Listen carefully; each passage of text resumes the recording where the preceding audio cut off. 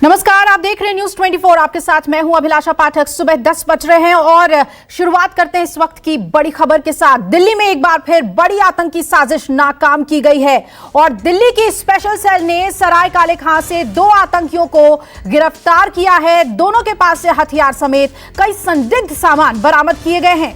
गिरफ्तार अशरफ और बशीर अहमद नाम के आतंकियों के पास से 2 पिस्टल्स और 10 कारतूस समेत 9 नक्शे बरामद हुए हैं, जिसमें से 5 दिल्ली के लुटियंस जोन के हैं। और इसके अलावा आतंकियों के पास से एक डायरी भी बरामद की गई है, जिसमें 14 बड़े नेताओं के एड्रेस हैं। स्पेशल सेल इसकी भी जांच कर रहा है और जानकारी के मुताबिक ये आतंकी दिवाली पर दिल्ली को दहलाने की फिराक में थे, लेकिन भारी सुरक्षा की वजह से ये नाकाम हो गए थे।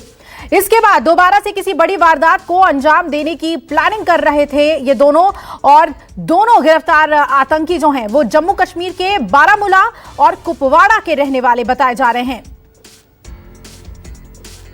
दिल्ली पुलिस ने फिर से एक बार आतंकियों के मंसूबे को नाकाम कर दिया। दिल्ली पुलिस ने फिलहाल 2 आतंकियों को गिरफ्तार किया है, जिसके पास से 10 जिंदा कारतूस और साथ में 2 ऑटोमेटिक पिस्टल बरामद की गई है और बड़ा विस्फोटक सामग्री भी उनके पास से निकली है। हालांकि अभी फिलहाल जांच की जा रही है कि ये लोग दिल्ली कब से आए हुए थे और इनके मंसूबे क्या थे, लेकिन जो भी इंफॉर्मेशन आ रही है वो बेहद चौंकाने वाली है। ये कहा जा रहा है कि इनकी डायरी में 14 बड़े नेताओं के पते निकले हैं जो वीवीआईपी लोग हैं। इसके अलावा 9 नक्शे इनके पास हैं लुटियन दिल्ली के, जिसमें 5 और 4 ओल्ड दिल्ली के हैं, यानी कि पुरानी दिल्ली के 4 नक्शे इनके पास है, जिसमें अलग अलग जगहों पर रेड रंग के निशान से मैपिंग की जा गई है। इसके अलावा ये भी बात तय की जा रही है कि आखिर ये लोग दिल्ली कितनी बार आए थे। ये माना जा रहा है कि पिछले 1 महीने में इन लोगों ने दिल्ली के 3 बार चक्कर काटे थे, यानी पिछले कई दिनों से लगातार ये लोग दिल्ली के अंदर एक्टिव थे और अपनी मंसूबे को लगातार सफल बनाने का प्रयास करने के लिए दिल्ली के चक्कर काट रहे थे। अब दिल्ली पुलिस लगातार कोशिशें कर रही है इंफॉर्मेशन निकालने के लिए कि आखिर इन लोगों का दिल्ली आना कब शुरू हुआ था, ये लोग किन के इशारों पर दिल्ली आखिर काम कर रहे थे और आखिर इनका नेक्सस और रैकेट क्या है। ये तमाम चीज़ें जो हैं वो अब सामने निकल के आएंगी। ये भी कहा जा रहा है कि दिवाली पर एक बड़ी वारदात को अंजाम देने की कोशिश कर रहे थे, लेकिन जिस तरीके से दिल्ली के अंदर सुरक्षा के हालात थे, ये लोग अपने मंसूबे में कामयाब नहीं हो पाए और आखिरकार दिल्ली पुलिस की गिरफ्त में ये लोग पकड़ लिए गए। कैमरामैन साहिल के साथ वरुण सिन्हा, न्यूज़ 24 दिल्ली। और इस बड़ी खबर पे ताजा अपडेट के लिए रुक करते हैं मेरे सहयोगी वरुण सिन्हा का। वरुण, अभी क्या जानकारी निकल पा रही है? इंटरोगेशन चल रहा होगा, क्या कुछ ताजा अपडेट?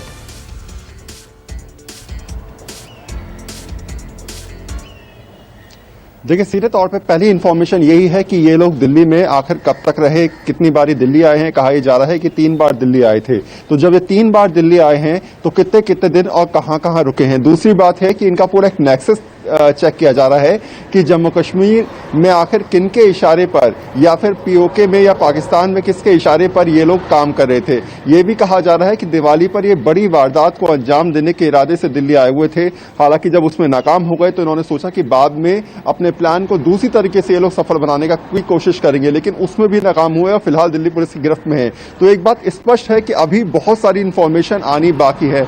ये भी कहा जा रहा है कि ये लोग यहाँ पर वारदात को अंजाम देने के बाद नेपाल चले जाते और वहां से फिर पीओके जाते। तो बहुत सारी चीजें हैं जो अभी इंफॉर्मेशन के जरिए बाहर आएंगे, लेकिन हाँ, आप ये भी मान सकते हैं कि एक बड़ी सफलता है दिल्ली पुलिस की, जिसमें इन दोनों को पकड़ा। कुछ और भी इंफॉर्मेशन ये भी आ रही है कि जम्मू कश्मीर में कुछ और लोग भी हैं इनके जो नेक्सस में है, उन पर भी जो है वो नजर रखी जा रही है और हो सकता है उनकी गिरफ्तारी या फिर उनको भी बहुत जल्द अरेस्ट किया जाए। तो ये तमाम चीजें हैं, तमाम पहलू जिसको जो जांच के बाद ही सामने निकल के आ पाएंगे। एक और जो महत्वपूर्ण बात, पूरी अपडेट हमें देने के लिए, विस्तार से बताने के लिए कि किस तरह से दिल्ली को दहलाने की कोशिश थी, लेकिन दिल्ली पुलिस की स्पेशल सेल ने इसे नाकाम कर दिया। और आइए अब बात करते हैं बिहार की। बिहार में नीतीश सरकार का शपथ ग्रहण हो चुका है, लेकिन अभी तक विभागों के बंटवारे नहीं हो पाए हैं। किस पार्टी के खाते में कौन सा विभाग जाएगा? गृह मंत्रालय, वित्त मंत्रालय, कार्मिक विभाग जैसे अहम मंत्रालय किसके हिस्से में आएंगे, इस पर अब तक सस्पेंस बरकरार है। और इस बीच अब से कुछ ही देर बाद नीतीश की नई कैबिनेट की पहली बैठक शुरू होने वाली है और माना जा रहा है कि इस बैठक में तय हो जाएगा कि किसे कौन सा मंत्रालय मिलने वाला है। वहीं 23 नवंबर को बिहार की नई विधानसभा का पहला सत्र बुलाया गया है। इस दौरान सबसे पहले प्रोटेम स्पीकर मनोनीत किए जाएंगे और जो नए विधायकों को शपथ दिलाएंगे और इसके बाद बिहार विधानसभा के स्पीकर का चुनाव होगा। विधानसभा स्पीकर के चुनाव का फैसला काफी अहम है।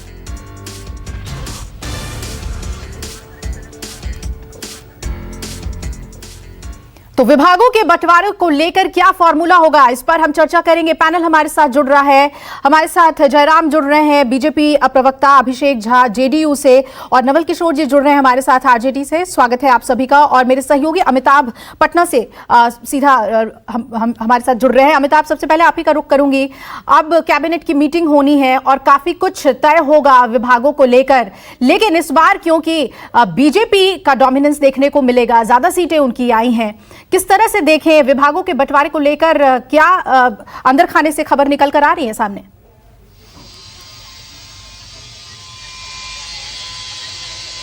देखिए वैसा सबसे पहली बात है कि इस बार चुनाव परिणाम आने के बाद से ही लेकर लगातार सस्पेंस का जो दौर है वो खत्म होने का नाम है। आपको मंत्रियों के नाम को लेकर सस्पेंस था और सब कुछ लगा कि ये सब कुछ समान हो गया है, स्पष्ट हो गया है। ऐसा पहली बार हुआ है कि शपथ ग्रहण के बाद करीब 14 घंटे से ज्यादा का समय बीत चुका और अभी तक जो नाम है कैबिनेट का जो बंटवारा हुआ है वो पोर्टफोलियो अभी तक नहीं मिल पाया है। कल देर रात शपथ ग्रहण समारोह के बाद अमित शाह, जेपी नड्डा मिलकर करीब 2 से 3 घंटा तक इन लोगों की बैठक चली थी, नामों पे चर्चा हुई थी। और जो सूत्र हमारे बता रहे हैं, सबसे बड़ा जो मुद्दा तो था वो होम मिनिस्ट्री को लेकर था कि होम गृह मंत्रालय किसके पास होगा। इसके अलावा आज जब अब कुछ देर के बाद 11:30 बजे का समय निर्धारित है कि पहली कैबिनेट 7वीं बार नीतीश कुमार मुख्यमंत्री बने हैं, उसकी पहली कैबिनेट की मीटिंग 11:30 बजे से होगी और जिसमें यह तय किया जाएगा कि विधानसभा का सत्र कब से बुलाया जाना। हालांकि ये माना जा रहा है कि 23 नवंबर से वो सत्र चालू होगा और बुलाया जाएगा। और इससे पहले प्रोटेम स्पीकर के नाम की चर्चा आज जो फाइनल होगा कैबिनेट में, प्रोटेम स्पीकर के रूप में आएगा। जीतन राम मांझी का नाम सबसे ऊपर है, तो प्रोटेम स्पीकर के रूप में विधायकों को शपथ दिलाएंगे।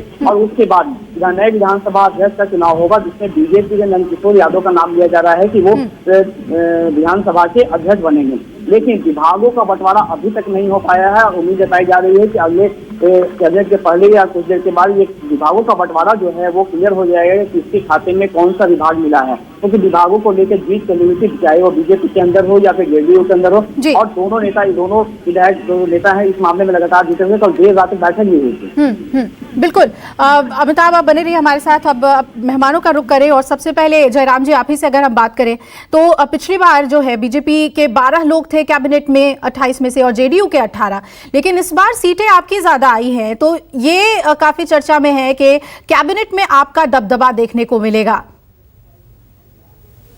देखिए, जनता ने बहुमत दिया है और हम लोगों का पूरा फोकस रहेगा, पूरा ध्यान केंद्रित रहेगा कि बिहार में विकास की गाड़ी को कैसे आगे बढ़ाया जाए। जिस डबल इंजन सरकार की बात हमने चुनाव की रैलियों में की लगातार, उसको लेकर के जनता से वोट मांगा, तो उसका लाभ कैसे बिहार को मिले, बिहार कैसे प्रगति की राह पर आगे बढ़े, और जिन सारे चुनावी वादों को हमने अपने संकल्प पत्र में, घोषणा पत्र में शामिल किया था, उन सबको 5 साल के भीतर कैसे पूरा किया जाए।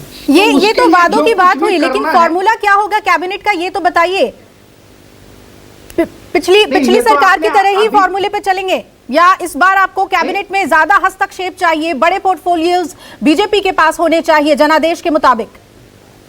फॉर्मूला जो कुछ होगा उसकी एक झलक तो आपको पहले जो हमारा मंत्रिमंडल का पहला जो गठन हुआ कल 15 मंत्रियों के शपथ ग्रहण में आपको सारी चीजें स्पष्ट हो गई हैं। अब जब कैबिनेट विस्तार होगा तो उस समय तब की बात तब देखी जाएगी।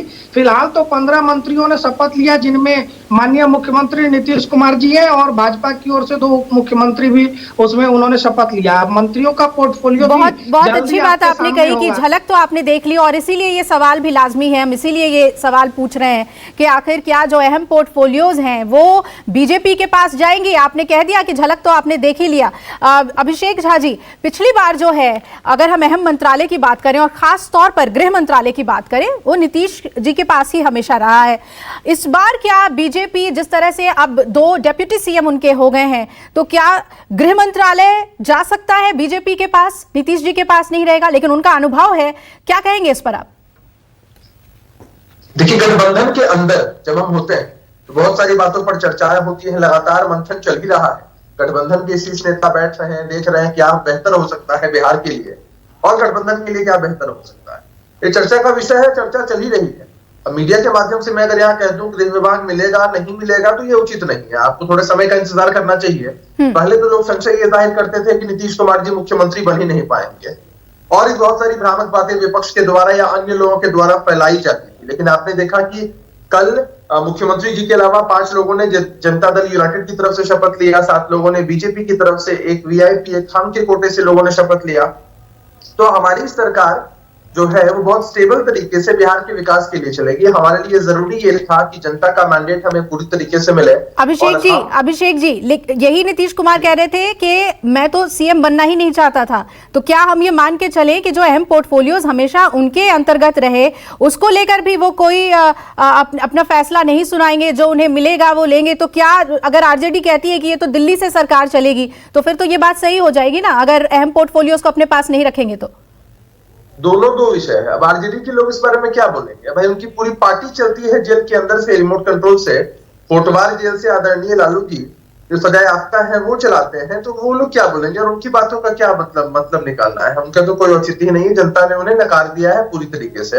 अब जनादेश का अपमान करके दिल्ली चले गए हैं आदरणीय तेजस्वी यादव जी, तो वो बात अलग है। और दूसरी बात कि ऐसा कुछ भी नहीं है कि संशय से, अब एक होता है गॉसिप का दौर, लोग रोचक बनाने के लिए चर्चा को कुछ भी बातें करते हैं। ऐसा कुछ भी नहीं है, पूरा समन्वय है एनडीए के अंदर।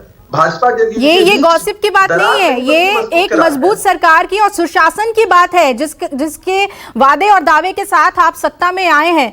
मैं चाहूंगी नवल किशोर जी, क्या लग रहा है आपको? वादे पर हम खरे उतरेंगे। जो बात अभी जो बात जयराम जी ने कहा कि आपको झलक तो दिख गई है, इससे क्या साफ हो रहा है कि दिल्ली से सरकार चलेगी, जो अहम फैसले हैं वो पूरी तरीके से बीजेपी के कंट्रोल में होंगे और फैसला उनका होगा? नवल किशोर जी,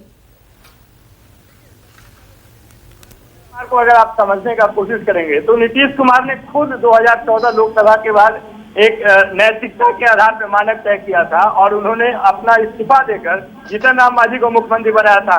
वैसे नैतिकता में अंतिम गिरावट उन्होंने दिखाई है इस चुनाव के बाद, जहां पर कि लोगों ने उनको रिजेक्ट कर दिया है। तमाम मुख्यमंत्री जो कि यूपी से आकर प्रधानमंत्री और कम से कम 20 केंद्रीय मंत्री आकर बोले कि एनडीए के चेहरा नीतीश कुमार है, उसके बावजूद भी बिहार की जनता ने उसको तीसरे स्थान पर रखा है, वोट शेयर में भी और सीटों की संख्या में। अब आप देखिए उनके सत्ता का चरित्र बदल गया है, सत्ता के बगैर वो रह नहीं सकते हैं। पूरे बिहार में वो इसके लिए प्रसिद्ध है कि वो कुर्सी कुमार है, तो कुर्सी के लिए तो कुछ भी कर सकते हैं। तो पहले वो बैकडोर पॉलिटिक्स करते थे, अब टैक्टिक पॉलिटिक्स करेंगे। अब बीजेपी जो चाहेगी वही होगा। बीजेपी ने उनकी इच्छाओं के बावजूद उनके डिप्टी सीएम, जिनको कहा जाता था कि सुशील कुमार मोदी बिहार के डिप्टी सीएम नहीं है, अभिषेक जी, नवल किशोर बहुत बड़ा आरोप लगा रहे हैं, कुर्सी कुमार कह रहे हैं और ये कह रहे हैं कि ये जो चीफ मिनिस्टर है वो सिर्फ एक रबर स्टैंप होंगे, उनका कोई दखल नहीं होगा सरकार में।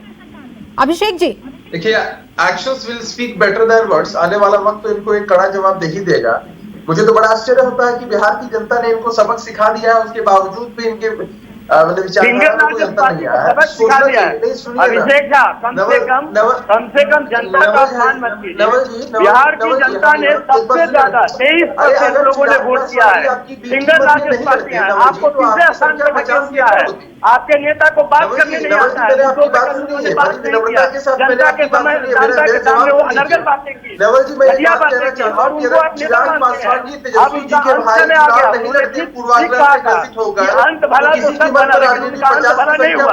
अंत में सब लोग जानते हैं कि बागियों के भरोसे लोजपा ने चुनाव लड़ा और आज वो ग्रसित होकर जेडीयू के कैंडिडेट्स का वोट काटा, वोट कटवा की भूमिका निभाई और आप लोग की बी टीम बनकर उन्होंने सवाल लेकिन यहाँ गौन हो रहा है। अभिषेक जी, नवल किशोर जी, जो अहम सवाल हम पूछ रहे हैं, आज कैबिनेट की मीटिंग है, उसमें से कई बातें निकलकर छनकर सामने आ जाएगी, लेकिन डिप्टी सीएम को लेकर जो सस्पेंस देखने को मिला था, अगर ठीक उसी तरह से कैबिनेट बंटवारे को लेकर भी सस्पेंस देखने को मिले तो साफ है कि आखिर में कहां पर स्टैंड कर रहे हैं नीतीश कुमार। इस पर आप जवाब दीजिए अभिषेक जी कि नीतीश कुमार के हाथ में पावर एक्सरसाइज कितना होगा। ये बहुत अहम है कि वो क्या, जिस तरह से आरजेडी के वक्त उन्होंने कहा था कि मुझे काम नहीं करने दिया जा रहा है, क्या वही हालत बीजेपी के साथ भी होगी? देखिए, आरजेडी के वक्त जो स्थिति थी वो बहुत अलग थी। आरजेडी में जो लोग थे पहले से मंत्रिमंडल में, उन लोगों ने अपनी पुरानी संस्कृति की झलक दी थी, कहीं ना कहीं माल प्रैक्टिसेस में इन्वॉल्व थे। तेजस्वी यादव जी पर इतना बड़ा आरोप लगा, आईआरसीटीसी के घोटाले में उनका नाम आया, तेजस्वी यादव जी कोई स्पष्टीकरण नहीं दे पाए। मुख्यमंत्री जी ने कई बार उनसे पूछा तब जाकर राजद से अलग होने का फैसला जनता दल यूनाइटेड ने लिया। और जहां तक आप बात करते हैं भाजपा की, तो भाजपा जदयू के बीच करार है, कोई दरार नहीं है। हमारा नेचुरल अलायंस उनके साथ कई वर्षों से रहा। तो नेचुरल अलायंस है तो उन्हें पूरा पावर दीजिए ना। ये बात तो आप बताइए जयराम जी कि जो आपने तो शुरुआत ही इस बात सीखी कि आपने झलक देख ली है कि सरकार कैसी होगी, कैबिनेट कैसा होगा, तो फिर नीतीश कुमार के नाम पर शुरू से ही आप अगर इतने आश्वस्त थे कि यही हमारे नेता हैं, यही हमारे सीएम हैं, तो उनके हाथ में वो पावर दीजिए ना। ठीक है, 2 डिप्टी सीएम उनकी सहायता के लिए, लेकिन कैबिनेट को लेकर तो सीधे तौर पर ये बात होनी चाहिए कि नहीं, वो सर्वे सर्वा होंगे, जो फैसला वो लेंगे। मैं तो पुनः यही कहूंगा कि आप कुछ समय इंतजार करिए ना, सारी चीजें स्पष्ट हो जाएंगी। आप अभी 1-1.5 घंटे में आपको ये सारी चीजें भी पता चल जाएंगी कि इनके पास कौन सा मंत्रालय है। और जो इन्होंने कहा कि एक्शन काम बोलेगा, देखिए ये नीतीश कुमार जी हमारे साथ कोई पहली बार तो बन नहीं रहा ये गठबंधन। हमारा गठबंधन बहुत पुराना है और जब भी भारतीय जनता पार्टी की कहीं भी सरकार है, हमने कहीं भी रिमोट से सरकार चलाने की कोशिश नहीं की, क्योंकि लंबे वर्षों से मीडिया ने भी देखा है कि किस प्रकार से रिमोट से प्रधानमंत्री तक चलाए जाते थे। तो एक आशंका सी मन में बनी है। लेकिन आप एनडीए का पिछला रिकॉर्ड देखिए, हाल फिलहाल में भी तो अभी नीतीश कुमार जी ही मुख्यमंत्री थे और एनडीए का सरकार चल रहा था, कहीं कोई दिक्कत नहीं आई। अभी हमारे बीच में कोई गलतफहमी नहीं रही। शासन करने के बाद आप अरे ये लोगों ने तो ये भी देखा था ना, और लोगों के सामने में जो झूठ बोला, देखा था 2010 में आप किस पोजीशन में आ गए थे। 15 में इन्हीं नीतीश जी के नाम पर, इसी नीतीश जी के नाम पर आ गए। लालू जी तो खत्म हो गए थे, राजद खत्म हो गया था, नीतीश जी के कृपा से मुख्यमंत्री बन गए थे आपके नेता। नीतीश जी के कृपा से बने थे। नीतीश जी ने वो भूल नहीं की होती ना, तो आज राजद नहीं होता फिर से। अब आप चुनाव के बाद चुनाना शुरू कर। जी बिल्कुल। अब नीतीश कुमार के पास आरजेडी के साथ काम करने का भी अनुभव है और अब बीजेपी के साथ कदम ताल आगे बढ़ाएंगे, लेकिन किस तरह से कैबिनेट का बंटवारा होगा इस पर अभी सस्पेंस बरकरार है और हम आप तक लगातार अपडेट पहुंचाते रहेंगे। मेहमान हमारे साथ जुड़े हुए थे, शुक्रिया आप सभी का। नमस्कार, मैं हूं मानक गुप्ता। अगर आपको हमारा ये वीडियो पसंद आया हो तो इसे लाइक और शेयर जरूर करें और हाँ, हमें सब्सक्राइब और फॉलो करना ना भूलें ताकि आप देश और दुनिया की कोई खबर मिस ना करें। तो जुड़े रहिए हमारे साथ और देखते रहिए News 24।